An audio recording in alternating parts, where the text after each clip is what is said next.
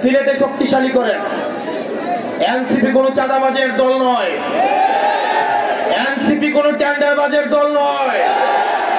NCP উঠে এসেছে সংকট থেকে, সমস্যা সমাধান করে এনসিপি উঠে এসেছে।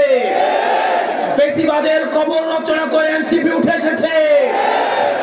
আওয়ামী লীগের চ্যাপ্টার ক্লোজ করে এনসিপি উঠে এসেছে। আপনারা এনসিপির হাতকে শক্তিশালী করুন। আমরা আপনাদেরকে প্রতিশ্রুতি দিচ্ছি, পরবর্তী বাংলাদেশে জনগণের বাংলাদেশ করার জন্য এতদিন পর্যন্ত আমাদের দেশটা হয়েছে ধনিক শ্রেণীর, আমাদের দেশটা হয়েছে বসুন্ধরার, আমাদের দেশটা হয়েছে প্রশাসনের, আমাদের দেশটা হয়েছে আর্মিদের, আমাদের দেশটা জনগণের হয়ে ওঠে নাই। আমরা আপনাদেরকে প্রতিশ্রুতি দিচ্ছি, এনসিপির নেতৃত্বে ক্ষমতা জনতার হাতেই আমরা ফিরিয়ে দিব।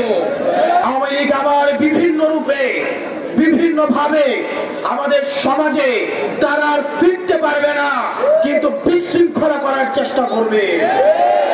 তাদের সরকার থেকে প্রবাসী ভোটাধিকারের উদ্যোগ নেওয়া হয়েছে, কিন্তু আমরা আশানুরূপ এখনো ফলাফল দেখতে পাইনি।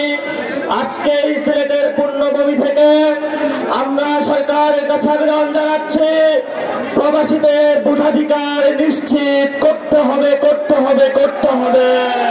সিলেটবাসী আমাদেরকে অনেকে বলছে আমরা অ্যান্টি বিএনপি পলিটিক্স করি।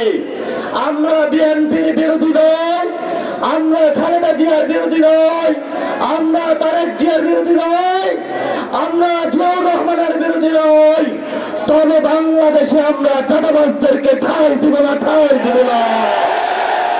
বাংলাদেশে আমরা কোন সিন্ডিকেট ঠাঁই দিব না, ঠাঁই দিব না। বাংলাদেশে কোন সন্ত্রাসদেরকে আমরা ঠাঁই দিব না।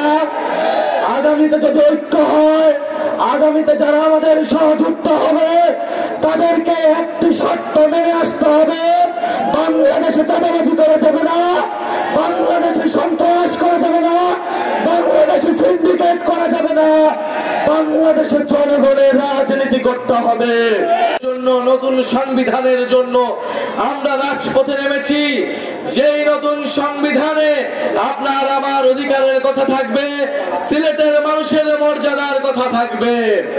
আগামী 3রা আগস্ট আমরা শহীদ মিনারে জড়ো হচ্ছি। জুলাই ঘোষণাপত্র এবং জুলাই সনদ আদায়ের লক্ষ্যে আমরা ইনশাআল্লাহ শহীদ মিনার থেকে আদায় করে নিব। সিলেট হবে জাতীয় নাগরিক পার্টির অন্যতম দুর্গ, নতুন বাংলাদেশের অন্যতম দুর্গ।